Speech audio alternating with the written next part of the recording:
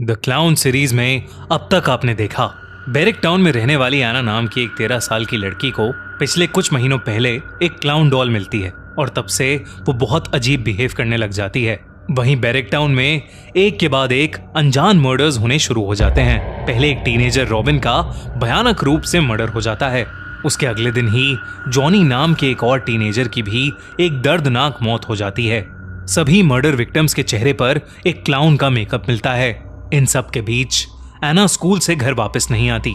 बहुत ढूंढने के बाद एना मुंह पर क्लाउन वाले मेकअप के साथ एक ग्रेवयार्ड में मिलती है।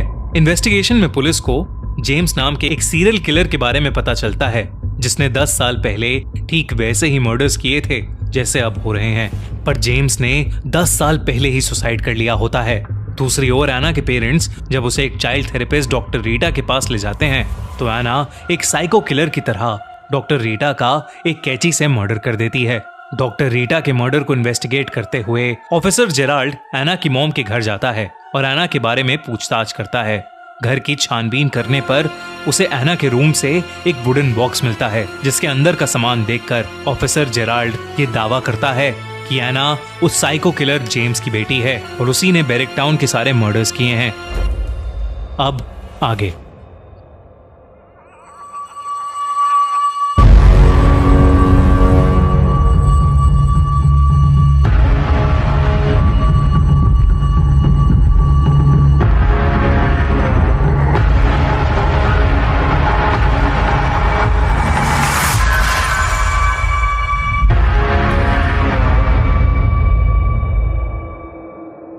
मुझे लगता है कि अब 10 साल के बाद मर्डर वो नहीं कर रहा है, बल्कि आपकी बेटी कर रही है। What nonsense! ये क्या बोल रहे हैं आप? I'm sorry, आपकी बेटी नहीं, जेम्स की बेटी। जेराल्ड की ये बात सुनकर मेगन की रूह कांप गई। असल में एना अडॉप्टेड थी। मेगन और स्टीव को कोई बच्चा नहीं हो रहा था और इसीलिए उन्होंने एक ऑर्फनेज से एना को अडॉप्ट किया था। लेकिन मेगन या स्टीव को यह नहीं पता था कि वो एक सीरियल किलर जेम्स की बेटी थी। मेगन ने जेराल्ड को पूरी बात बताई। जेराल्ड ने तब मेगन को बताया कि एना का असली नाम जेन था और उस वीडियो टेप में जेम्स किसी और के साथ नहीं बल्कि अपनी बेटी जेन के साथ ही खेल रहा था। जेन की असली मदर और अपनी बीवी को भी जेम्स ने ही मार डाला था। जब जेम्स ने मेंटल अजाइलम में सुसाइड की थी तो जेन सिर्फ 3 साल की थी, इसलिए जेन को ऑर्फनेज में डाल दिया गया था, जहां से मेगन और स्टीव ने उसे अडॉप्ट कर लिया और उसको एना नाम दे दिया। जेराल्ड ने मेगन को यह भी बताया कि पिछली शाम डॉक्टर रीटा का भी मर्डर हो गया था, जिसे सुनकर मेगन के होश उड़ गए। जेराल्ड ने बताया कि जब उनकी केस फाइल में उसे मेगन का नाम दिखा तो उसे एना की ऑर्फनेज के अडॉप्शन पेपर्स की याद आ गई। लेकिन इन सब का शहर में हो रहे मर्डर से क्या रिलेशन है? मतलब साफ है, एना अपना दिमागी संतुलन खो चुकी है और वो अपने मरे हुए बाप की तरह लोगों को मार रही है। सब के सब टीनेजर्स जिनका मर्डर हुआ है वो उसके स्कूल में ही पढ़ते थे। और फिर डॉक्टर रीटा का मर्डर, जो एना से मिलने के बाद किसी से नहीं मिली। सब कुछ एना की तरफ ही सिग्नल करता है। और वो एक छोटी सी लड़की है, वो ये सब कैसे? वो तो उसी से पूछना पड़ेगा। ऑफिसर, फीमेल ऑफिसर को भी बैकअप के लिए एना के स्कूल बुला लो। Let's go. जेराल्ड एना के घर से उसके स्कूल के लिए निकल गया। जेराल्ड को लगा कि उसे अब सारे क्लूज मिल चुके हैं, लेकिन एना के घर के गार्डन में पड़ी वो क्लाउन डॉल उसकी आंखों से नजरअंदाज हो गई थी। वहीं एना की मॉम मेगन अपने आंसू लिए दरवाजे पर शॉक्ड खड़ी थी।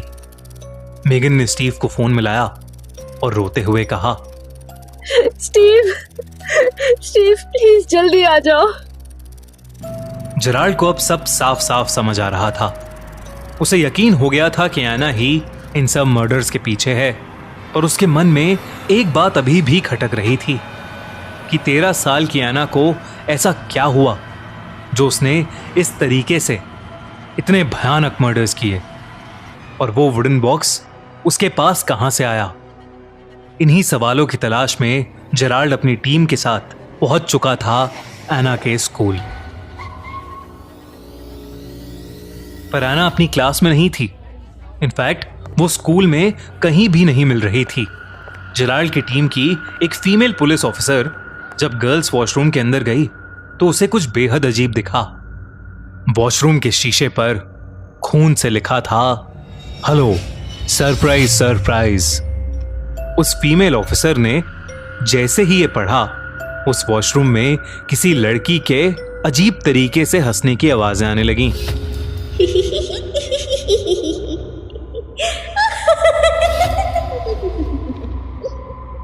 वो आवाज वॉशरूम के एक टॉयलेट से ही आ रही थी। जब उस फीमेल ऑफिसर ने नीचे झुककर उस टॉयलेट की ओर देखा तो उसे वहां एक लड़की के पैर दिखे। लेकिन तभी उस टॉयलेट का दरवाजा खुला और सीधा उस फीमेल ऑफिसर के मुंह पर जा लगा, जिससे वो नीचे गिर पड़ी।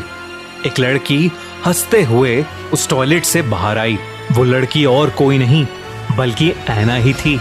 लेकिन ऐसा लग रहा था कि जैसे वो पूरी तरह से पागल हो चुकी हो।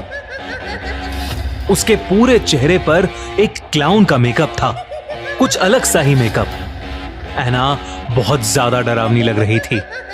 एना के हाथ में वही गुब्बारे थे जो मर्डर विक्टिम्स के गले से बंधे होते थे।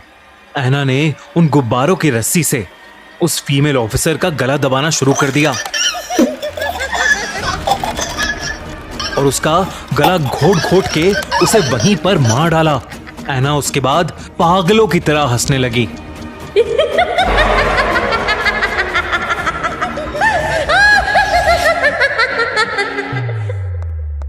वॉशरूम से आ रहे शोर को सुनकर जेराल्ड की टीम उस वॉशरूम के अंदर गई और उन्होंने एना को अरेस्ट कर लिया।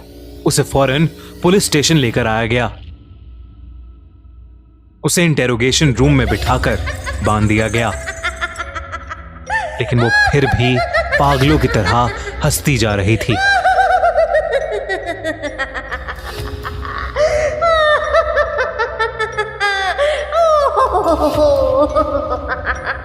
ऐसा लग रहा था कि एना और ज्यादा भयानक होती जा रही हो। तभी जेराल्ड वो वुडन बॉक्स लेकर इंटेरोगेशन रूम में घुसा और एना से सवाल करने लगा। एना, कैसे मारा रॉबिन, जॉनी और रीटा को? बोलो बोलो। एना कुछ नहीं बोली, बस हंसती रही। अपने बाप जेम्स की तरह तुम भी पागल हो चुकी हो। ये सुनकर एना के चेहरे से हंसी गायब हो गई और अब वो जेराल्ड को देखकर अजीब अजीब सी आवाजें निकालने लगी। जेराल्ड ने वो वुडन बॉक्स एना के सामने रख दिया और उससे पूछा, ये वुडन बॉक्स कहां से मिला तुम्हें? हैं? बताओ मुझे, बोलो एना, बोलो। एना फिर कुछ नहीं बोली, बस वो अपनी पैनी नजरों से जेराल्ड को घूरती रही। जेराल्ड एक पल के लिए 13 साल की एना से घबरा सा गया था। लेकिन तभी जेराल्ड का फोन बज उठा। सर, एना के पेरेंट्स मेगन और स्टीव का मर्डर हो गया है और उनके चेहरे पर भी वैसा ही क्लाउन मेकअप है। जेराल्ड ये खबर सुनकर पूरी तरह हिल चुका था। एना जेराल्ड का पीला पड़ा चेहरा देख फिर से जोरों से हंसने लगी।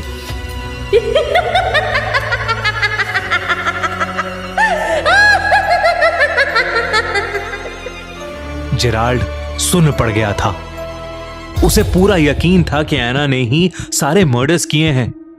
लेकिन फिर अब किसने स्टीव और मेगन को मार डाला था, यह उसकी समझ से परे था। तभी एना हंसते हुए बोली, मेरे डैड वापस आ गए। वो अब किसी को नहीं छोड़ेंगे।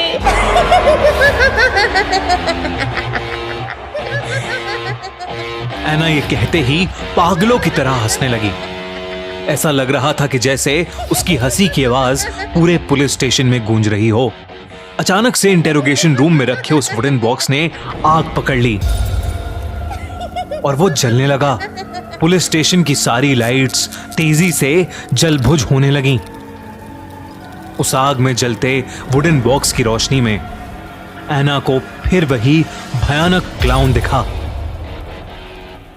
उस क्लाउन ने मुस्कुराते हुए एना की तरफ वेव किया।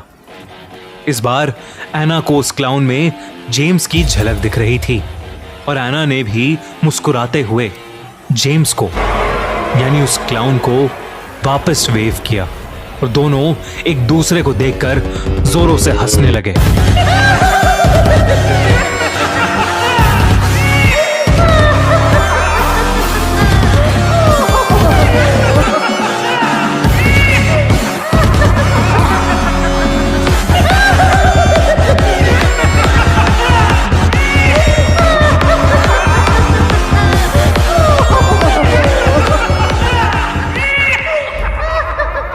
पहला सीजन। अगले सीजन के लिए हमारे चैनल को करो सब्सक्राइब, इस वीडियो को करो लाइक और